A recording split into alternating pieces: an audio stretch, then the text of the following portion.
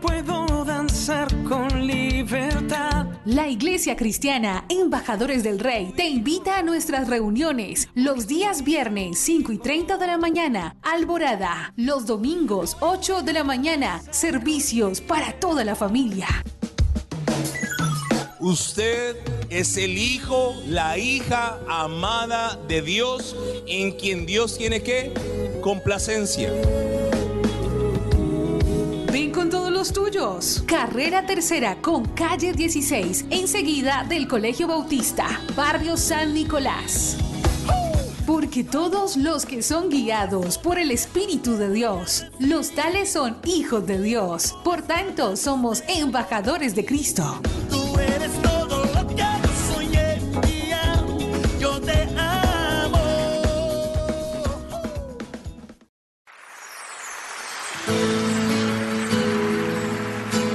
La Iglesia Cristiana Embajadores del Rey presenta un mensaje inspirado en la palabra del Señor que saciará tu ser.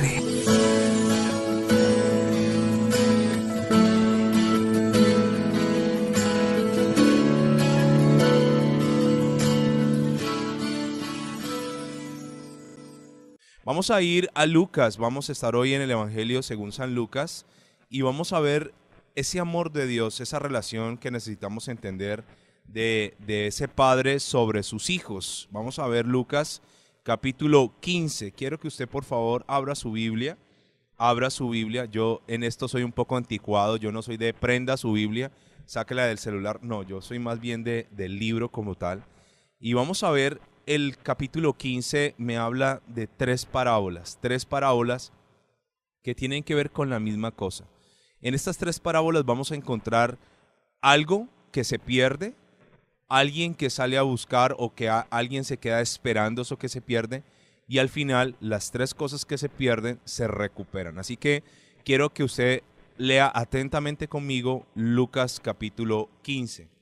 Y le cuento algo acerca de Lucas capítulo 15. Es un pasaje maravilloso ya que estas historias, dos de ellas solo las va a encontrar en Lucas. La parábola del hijo pródigo y la moneda perdida solo la vas a encontrar en Lucas. No la vas a encontrar en ninguna otra parte de la Biblia. Son dos historias maravillosas, tres historias maravillosas. Pero primero vamos a comenzar con la historia de la oveja perdida. Recuerde esto. Y yo quiero que a lo largo de estas historias usted piense en cuánto lo ama usted el Señor. Cuánto te ama Dios. A veces los seres humanos nos cuesta trabajo entender la dimensión del amor de Dios. La relación que yo tengo con Dios no es una relación de miedo, yo no le tengo miedo a Dios, lo respeto, le honro. Obviamente la Biblia dice que el principio de la sabiduría es el temor a Jehová, pero no es un miedo, el temor que habla la Biblia aquí es un temor reverente, pero no es un miedo que a toda hora yo estoy esperando que Dios me castigue, que Dios se desquite conmigo, todo lo que la humanidad le hace, ese Dios implacable, ese Dios indiferente. No, esa no es mi relación con Dios. Mi relación con Dios, y trato de que cada día sea así y crezca, se basa en el amor, una relación de amor. Cuando hay amor en cualquier cosa, todo es más fácil. El amor hace que las cosas salgan mejor. Cuando usted hace su trabajo, si usted está trabajando ahora y usted lo hace con amor, lo va a disfrutar. Y de hecho, cuando alguien hace algo con amor, se nota. Usted no se imagina, nosotros estuvimos trabajando en la iglesia, haciendo adecuaciones, invirtiendo bastante dinero, y todo ese dinero salió del amor. Hicimos actividades, ventas de comida, bueno, eso nos reímos de todo lo que se hacía cada 8 días. Nunca lo habíamos hecho en la iglesia, pero pudimos hacer varias cosas importantes, adecuar unos salones, construcción de un baño, le cambiamos la fachada a la iglesia, hicimos muchas cosas, pero lo más bonito es que al final, cuando estábamos dando un recorrido, yo decía, verdaderamente aquí se siente el amor. Las cosas se hicieron con amor, no cuando a uno le toca. Cuando a uno le toca hacer algo, entonces la Biblia dice que uno es un siervo malo. El siervo malo simplemente hace lo que le toca. Pero el buen siervo es el que hace lo que le corresponde, pero lo hace bien y aún hace más. Y así vinimos trabajando en la iglesia. Y yo quiero contarte a ti que si tú por primera vez llegas a este programa o por primera vez estás escuchando una palabra de Dios, yo quiero decirte que Dios te ama. Y ojalá el Señor nos revelara cuánto nos ama. Cuando mi hijo se despierta en la mañana, yo estoy aprendiendo mucho de la paternidad de Dios a través de la vida de mi hijo. Y yo lo escucho, si a veces estoy, a veces no estoy cuando él se despierta, y yo lo escucho en su cuarto que él comienza a llamar, a veces llama a la mamá, y lo chistoso es que a veces yo entro y él me dice que no, que él quiere la mamá, pero a veces me llama, y cuando me llama yo me siento feliz, y voy al cuarto, y el simple hecho de verlo despertarse es un motivo de alegría para mí, el simple hecho de darle un beso es un motivo de alegría para mí. Y yo quiero decirte, cuando te despiertas en la mañana, Dios se alegra. Yo creo que tú le dibujas una sonrisa al Señor. Yo creo que Dios se alegra cuando ve a una hija que antes de comenzar el día se pone de rodillas y comienza a orar, a darle gracias a Él. Yo creo que Dios se goza cuando aquel hombre se levanta y comienza a clamar y a decirle, Señor, ayúdame, tú eres mi Padre. Dios se goza en ti porque Dios te hizo. Y es tan grande el amor de Dios hacia ti que dio lo más valioso a su Hijo Jesús. Imagínate. No hay nada más que me pueda demostrar su amor. No hay una demostración más grande que el Señor haber dado lo más precioso a su Hijo Jesús. Cuando Dios dio a su Hijo, nos estaba diciendo, ¿sabes qué? Te amo más allá de lo que te imaginas. Estoy dando parte de mí, estoy dando a mi propio Hijo por ti. Así que no hay nada de ahí para abajo que tú me pidas que yo como papá no te pueda dar porque te amo. Y esta parábola de la oveja perdida comienza con un grupo de personas que no pudieron entender el amor de Dios. Un grupo de personas que, a pesar de que hablaban de la palabra, de la escritura, no entendían esa dimensión de amor y basaron su relación con Dios en el legalismo, en la religiosidad y en la ley. Estas personas fueron los fariseos, los saduceos, grupos de personas religiosas que entorpecían el conocimiento del amor de Dios sobre la humanidad. Y dice el versículo 1 del capítulo 15, la parábola de la oveja perdida.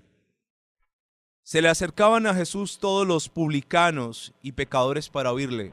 ¿Quiénes se le acercaban al Señor? Los publicanos. Yo le quiero contar quién es un publicano.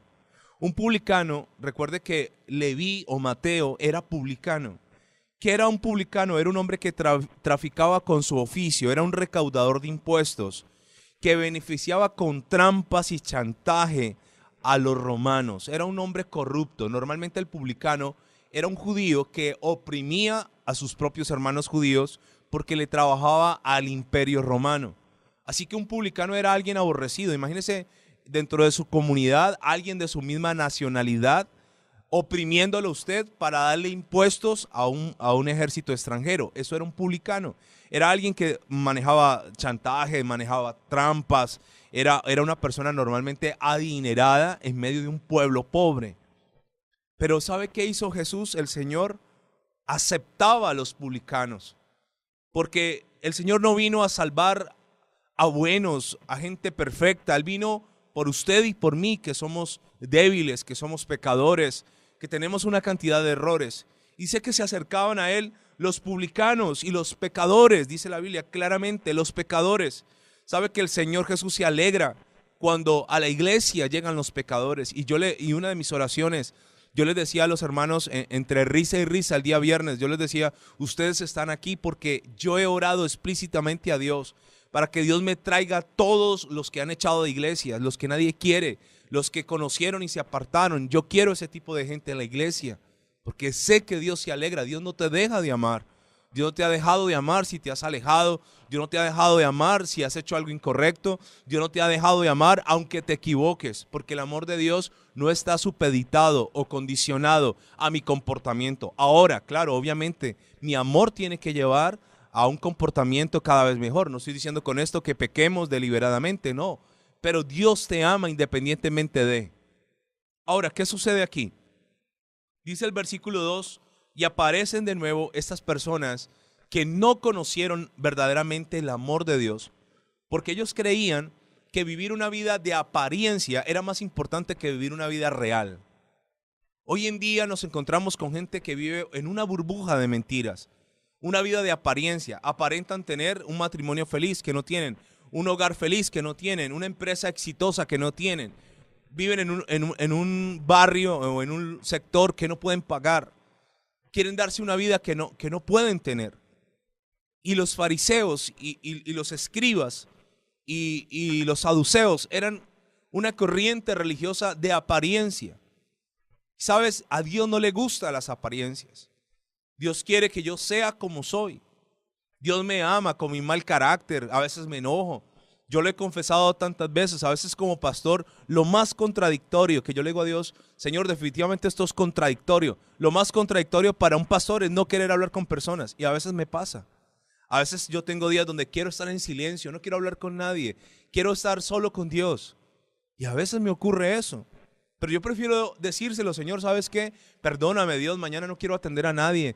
Me siento cansado, me siento extenuado, quiero un tiempo para mí. A decirle, no, sí, Señor, no pasa nada en mi vida. Dios no es un Dios de apariencias. Yo prefiero decirle al Señor, estoy muy enojado, Señor, a decirle, no, todo anda bien, Señor. Ahora, esa es mi declaración con Dios en lo secreto. Claro, en lo público yo puedo declarar cosas. Si estás en escasez, vas a declarar que estás en prosperidad. Pero cuando estás en lo secreto, cuando estás allí en lo íntimo, qué bueno es desnudar el corazón delante del Señor. Usted sabe que la desnudez, hablando de la desnudez física, cuando una persona se desnuda ante su pareja, su esposo, su esposa, la ropa cubre imperfecciones. La ropa hace ver bien a mucha gente, pero cuando ya hay una desnudez, la persona ya no tiene cómo esconder. De pronto las mujeres que sufren tanto con las estrías o con la celulitis, o el hombre de pronto en público usa faja y de pronto ya cuando está con su esposa se quita la faja. No sé si me hago entender en esta mañana, pero cuando te metes con Dios es algo así. Por eso se llama intimidad, porque en la intimidad todo se ve, en la intimidad uno se muestra como es.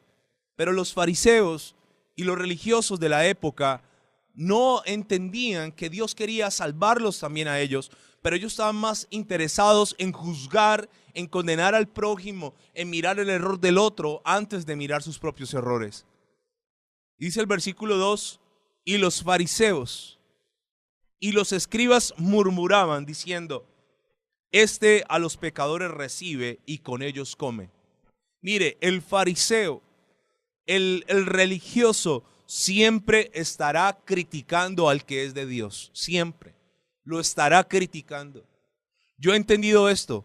Aquella persona que critica tu vida no es capaz ni siquiera de poner en orden su propia vida. Por eso tiene que estar mirando en otros los errores de los demás para aliviar su propia culpa.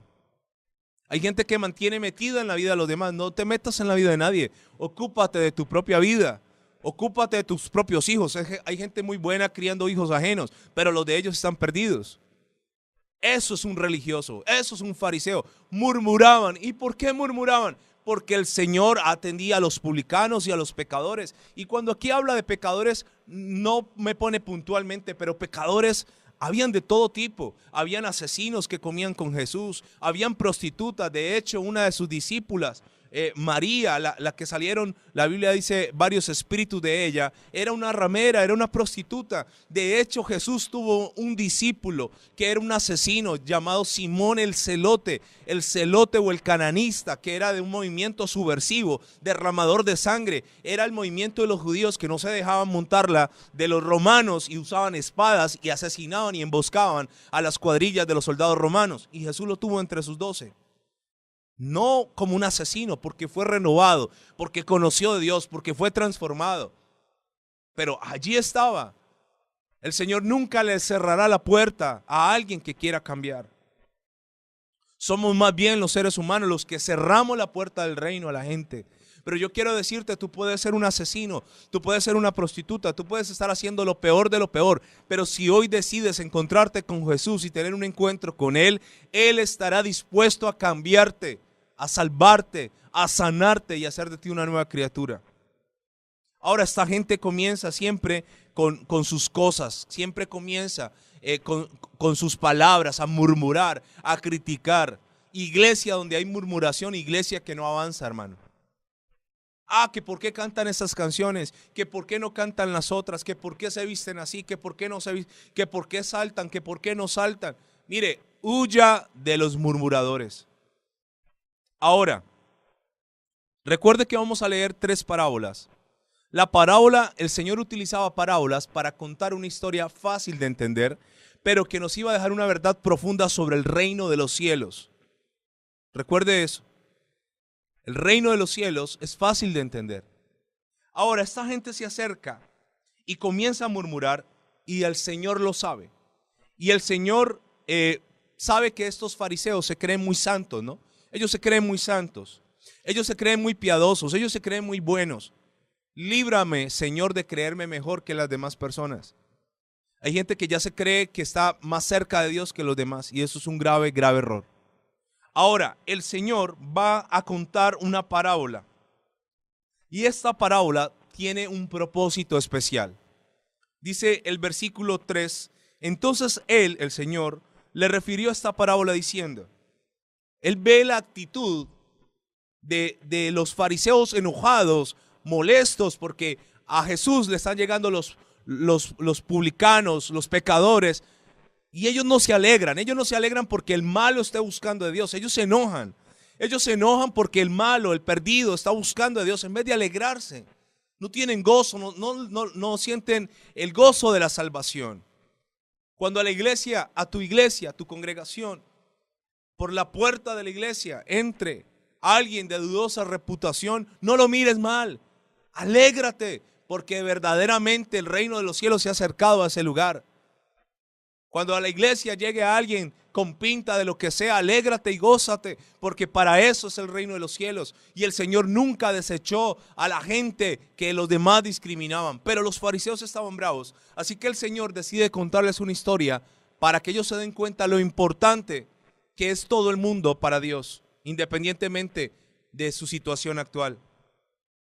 Dice el versículo 4, y les dice así, y va a utilizar una historia común para el pueblo judío. Les va a hablar de ovejas. Si el Señor Jesús estuviera hoy en medio de nosotros de manera física, no nos hablaría de ovejas, porque aquí en Colombia no entendemos muy bien el tema de las ovejas, pero nos hablaría de otra cosa.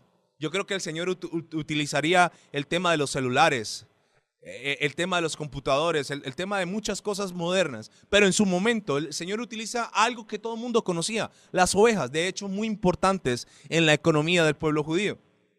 Dice el versículo 4, ¿qué hombre de vosotros, teniendo 100 ovejas, si se pierde una de ellas, no deja las 99 en el desierto y va tras la que se perdió hasta encontrarla? Entonces hace una pregunta, lanza una pregunta con algo que todo el mundo conocía acerca de las ovejas.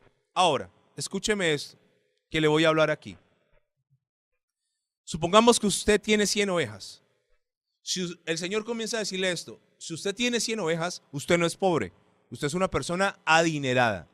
Normalmente la gente pobre tenía 1, 2, máximo 3, 4 ovejas. Pero cuando hablamos de 100, ya hablamos de un rebaño gigante. ¿Qué puede ser la pérdida de una entre 100? ¿Qué puede importar si tú tienes 100? Ahora, escúchame esto que te voy a decir. Te voy a hablar de un principio económico. La reacción natural no es dejar las 99. Eso no es la reacción de una persona natural. Lo normal sería proteger el núcleo de la inversión. ¿Cuál es el núcleo de la inversión? Las 99.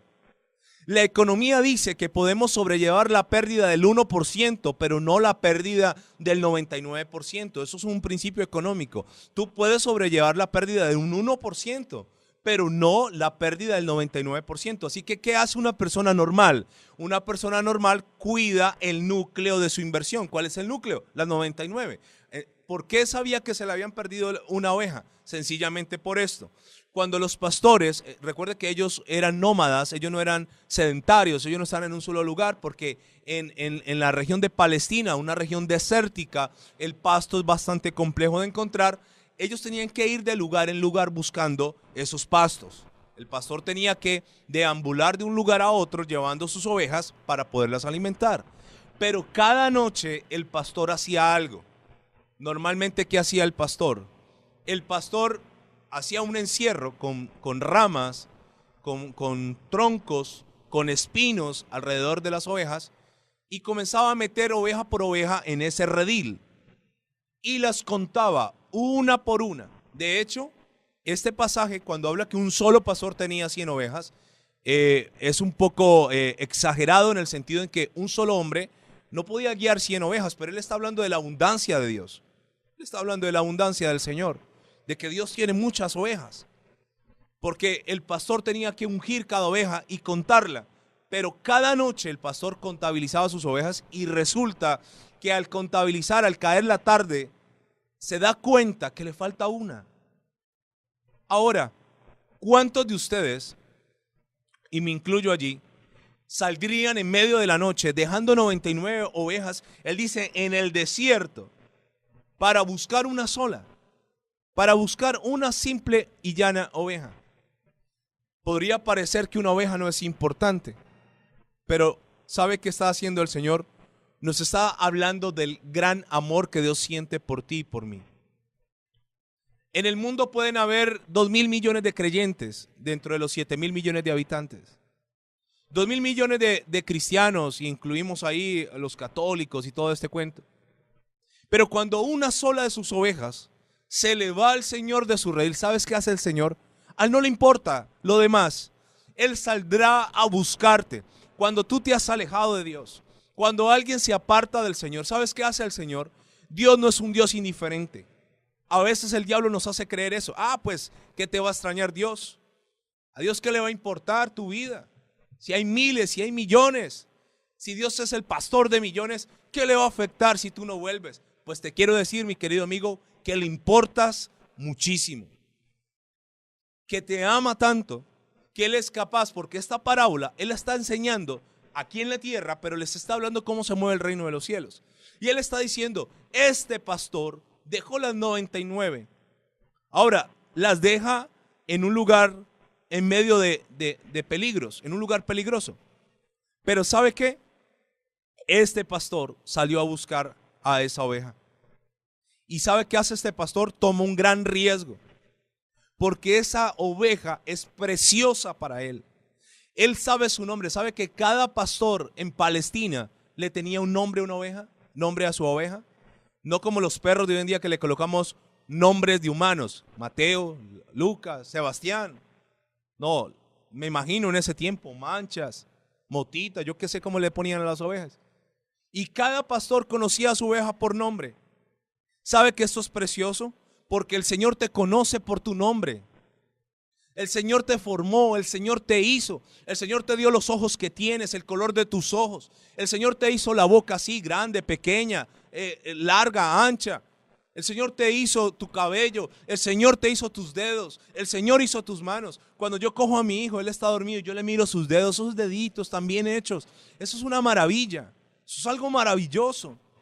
El Señor te formó y te ama. ¿Y sabe qué hace este pastor? Deja las 99 y se va a buscarla, porque él sabe que esa ovejita torpe que se fue, esa ovejita que cree que sin el pastor estará bien, ella no sabe el riesgo que va a correr al andar sola, porque el pastor era el que la protegía. Mire, escúcheme, ¿por qué la Biblia nos compara como ovejas? Porque las ovejas son torpes, porque las ovejas no ven bien, porque las ovejas no son ágiles, no se saben defender, y de hecho las ovejas son el plato preferido de muchos depredadores. La Biblia habla de osos en el desierto, de leones en el desierto. La Biblia habla de lobos en el desierto queriendo comer oveja. Y esta pobre oveja sin saber se va alejando de aquel que la protege. Y cuántas veces nosotros como cristianos nos alejamos de la única fuente de protección. Nos alejamos de aquel que nos guarda. Nos alejamos de aquel que nos ama, que quiere lo mejor para nosotros. Y nos vamos alejando. ¿Sabe que la gran mayoría de los animales pueden convivir salvajes? ¿Usted sabía que el perro que usted tiene en su casa vino de un perro salvaje? Los lobos viven en manadas. Casi todos los animales pueden vivir salvajemente. Pero usted nunca va a ver en el campo un rebaño de ovejas salvajes. Jamás. Porque ellas no se pueden defender. Porque ellas son simplemente comida de muchos otros animales. Y este pastor comienza a buscar a esa ovejita. Él dice, como conoce cada oveja, dice, se me perdió Manchitas, y sale a buscarla. Y comienza a llamarla por su nombre, Manchitas. Y comienza a llamarla, ¿a dónde estás, Manchas? ¿Dónde estás? Y comienza a gritar. Él no quiere olvidarse de ella. Él quiere rescatarla. ¿Sabe? Este hombre comienza a ir por lugares peligrosos. Pero ¿sabe qué dijo el Señor? Él va tras ella hasta encontrarla. Y yo he entendido una cosa. No importa el lugar donde yo huya de la presencia del Señor. Usted puede hacer lo que hizo Jonás. Jonás se metió en un barco. Dios le dijo, vaya a Nínive, y él cogió un barco a Tarsis, la dirección opuesta. Haga de cuenta que Dios le diga, vaya al sur y usted va al norte. Pero no hay lugar en la tierra, como escribió David, donde no esté la presencia del Señor.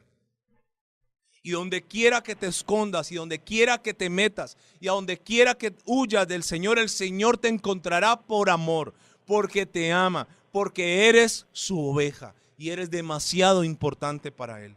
Eres muy importante para Él. Entonces dice el Señor en esa parábola que el pastor va tras la oveja hasta encontrarla. Dice el versículo 5, y cuando la encuentra, la pone sobre sus hombros como gozoso. ¿Qué hace este hombre? La encuentra. ¿Y esto de qué me habla? De un pastor diligente. De un pastor que hace las cosas cuando las tiene que hacer. Proverbios capítulo 12, versículo 24 dice, la mano de los diligentes señoreará, mas la negligencia será tributaria. Dios es un Dios diligente. Dios no es un Dios perezoso. Proverbios capítulo 13, versículo 4 dice, el alma del perezoso desea y nada alcanza, mas el alma de los diligentes será prosperada. Proverbios 27, 23 dice, y esto es para nosotros los pastores, sé diligente en conocer el estado de tus ovejas y mira con cuidado por tus rebaños. Sabe, el Señor conoce lo que estás pasando hoy en día. Él sabe por aquello que estás atravesando. Y dice que la encuentra y la toma sobre sus hombros.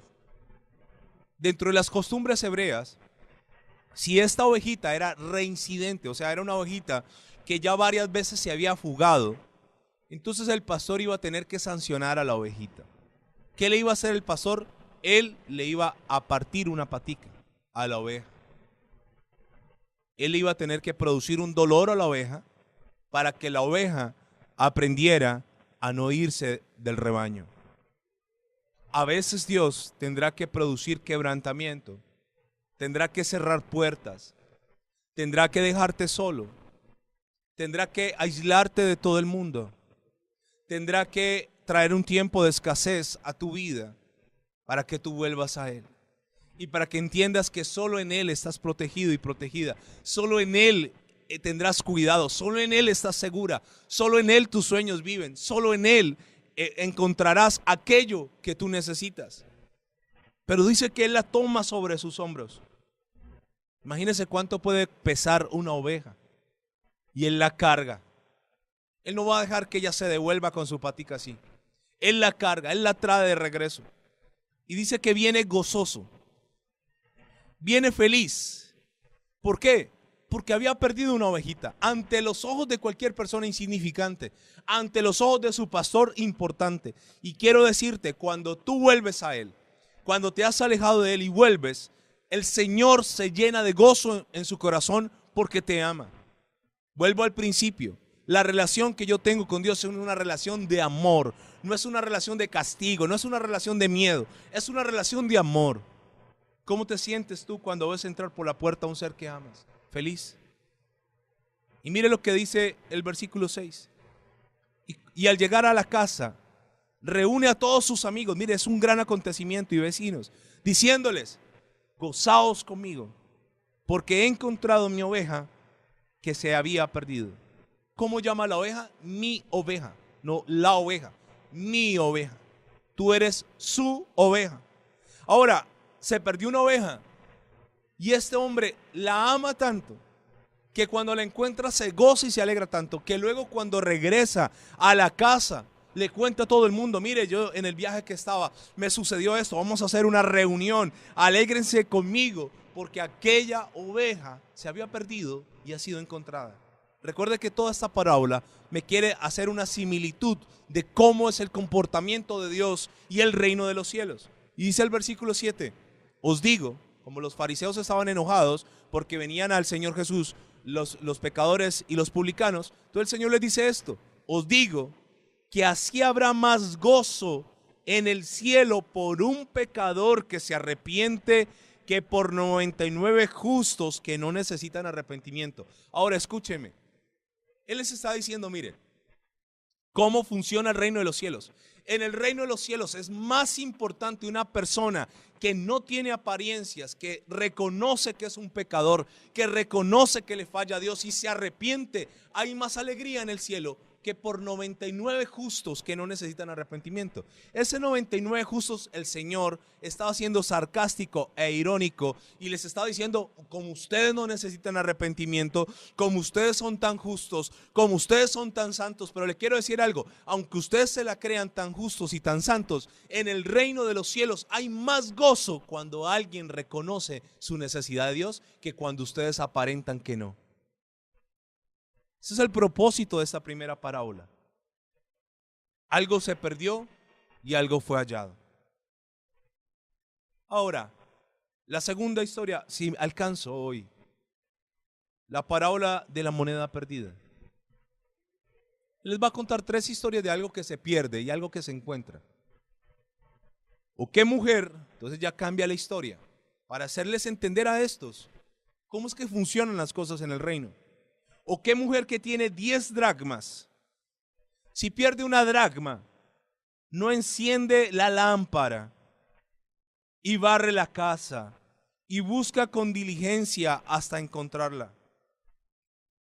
¿Sabe qué es un dracma? Es una moneda griega.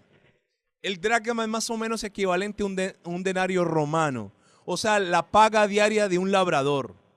No es una fortuna, pero lo suficiente para llamar la atención a una mujer. La palabra dracma, cuando usted la encuentra en la Biblia, la va a encontrar con un peso, 3.6 gramos de plata. Eso era un dracma. Y era el equivalente a un denario o un denarius, salario mínimo de un jornalero. Ahora, ¿qué pasa? No era una fortuna. A ella no se le estaba perdiendo un talento que costaba, era una medida de peso de mucho dinero. No se le pierde una moneda. Pero ¿qué hace esta mujer con esa moneda?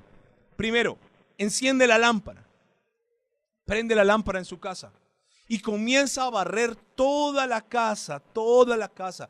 Ese barrer es una búsqueda. Comienza a buscar debajo de la cama, debajo del armario, debajo del comedor. Comienza a buscar, yo que sé qué mobiliario tenía en ese momento la gente. Comienza a buscar. Recuerde que el piso en ese tiempo no era cerámica, tan fácil de encontrar cualquier cosa, no había podido caer en medio de tierra y había podido ser pisada y se podía haber ocultado allí mismo en la casa. Pero esta mujer comienza a barrer en los rincones. ¿A dónde está mi moneda? ¿Dónde está mi moneda?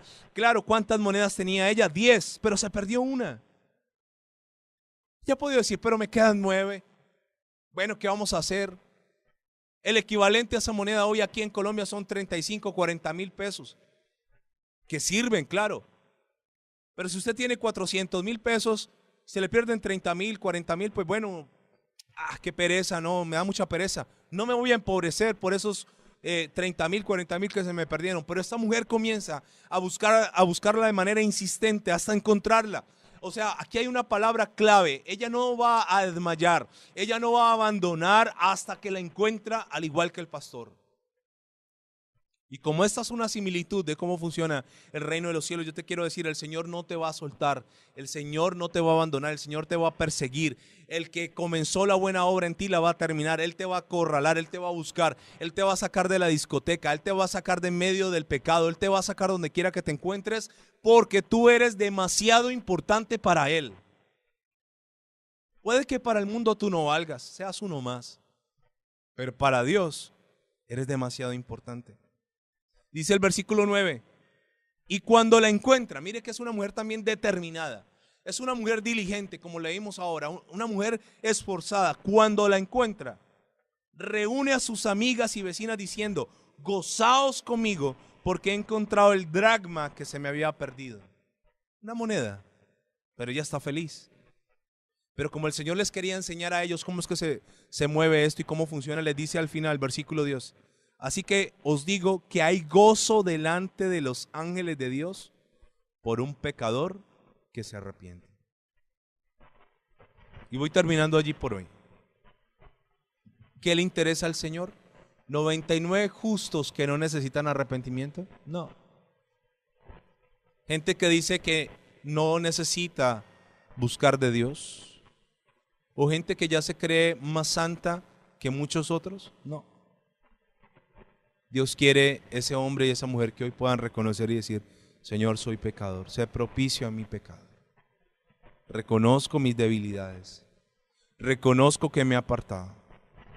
Yo le voy a contar algo de mi vida rápidamente.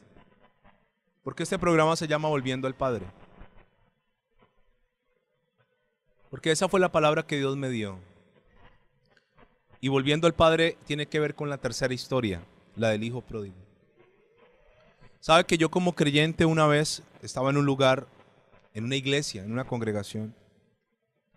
Pasé una decepción cristiana terrible en ese lugar, terrible.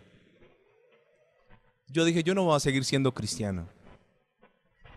Y durante unos meses no quise volverme a congregar en ninguna parte. De hecho, el diablo utilizó eso para que yo me enojara con Dios. Y sabe, yo recuerdo que yo quise volver atrás, volver al pecado, volver al mundo. Y recuerdo claramente una imagen en mí, donde yo no quería volver a una iglesia, porque el diablo me había hecho resentir con Dios. Y el diablo me ha dicho, no, ya Dios se olvidó de ti. Y recuerdo esa imagen en mi vida cuando yo recordé las palabras de Pedro cuando el Señor le dijo a todos los discípulos, ustedes se quieren ir, se pueden ir. Y Pedro le dijo, Señor, ¿a quién iremos si solo tú tienes palabras de vida eterna? Yo comprendí algo. El hombre te puede fallar, tu pastor te puede fallar. Los líderes de la iglesia te pueden fallar. Pero el Señor nunca, jamás te fallará. Y sabe, un día, siendo conocedor de la palabra, me encontré en un bar con un amigo, tomando cerveza. ¿Y sabe qué hizo Dios? De allá me sacó. Me dijo, yo no te quiero aquí. Yo ya te saqué de aquí hace muchos años para que tú vuelvas a esto. Y yo tomé una decisión. Pase lo que pase, voy a seguir hacia adelante. Voy a seguir, no me voy a salir del redil. Voy a seguir hacia adelante. ¿Sabe? Me encuentro yo con muchos cristianos, conocedores de la palabra, que hoy están en el mundo y ni disfrutan del mundo, ni disfrutan de Dios. Una persona que realmente ha conocido la Biblia, ha conocido a Dios, ha conocido la palabra, nunca podrá disfrutar el pecado, jamás. Jamás podrás disfrutarlo porque sabes que Dios está allí, sabes que Dios te ve, sabes que a Dios le duele. Y hoy es un buen día para volver a Él. Dios te anda buscando.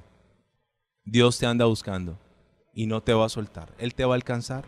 Y yo quiero darte gracias, Señor, por cada uno de los oyentes y quiero pedirte que nos ayudes a entender esa dimensión de amor, esa dimensión de perdón y ayúdame a entender, Señor, que pase lo que pase, siempre está. Dios